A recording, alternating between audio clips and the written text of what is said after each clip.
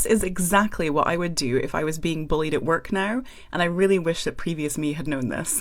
For those who don't know me, my name is Danae and I run a company helping people stand up to their employers. So let's talk about what I would do now that I have all this expertise in how to handle bullying in the UK.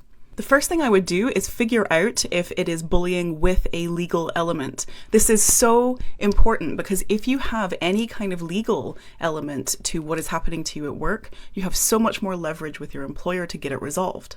There are two main ways that bullying might be illegal. The first way is if you're being bullied because of a protected characteristic, like your age, your race, your religion, etc. That's called harassment, and it is one of the 6 different types of discrimination in the Equality Act. I have a playlist if you want to know more about those 6 types. The second way that bullying might be illegal is if you've worked for a company for over 2 years and you think that you are being constructively dismissed.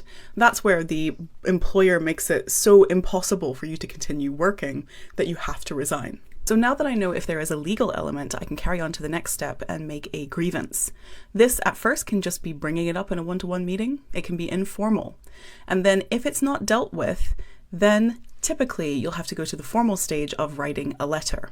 Now, this is super important, especially if you think that you are being bullied because of a protected characteristic, because speaking up about discrimination at work, including harassment, is what's called a protected act.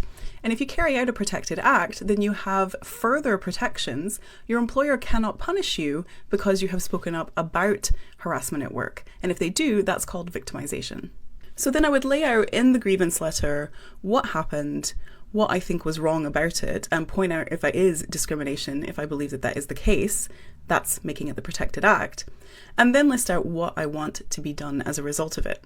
Your employer is obligated to investigate this seriously, give you an outcome, and then if the outcome is one that you disagree with, you have the right to an appeal.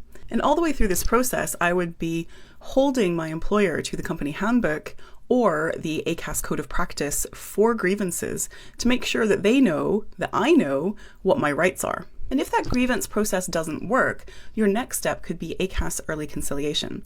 And that's where knowing what those potential legal claims might be is so important, because that's what gives you the leverage to say, you know, I could take this to tribunal and I'm going to go ahead and start the early conciliation process. I hope we can work it out, but I know I have a legal claim here, so I really hope that you'll deal with this bullying. Good luck!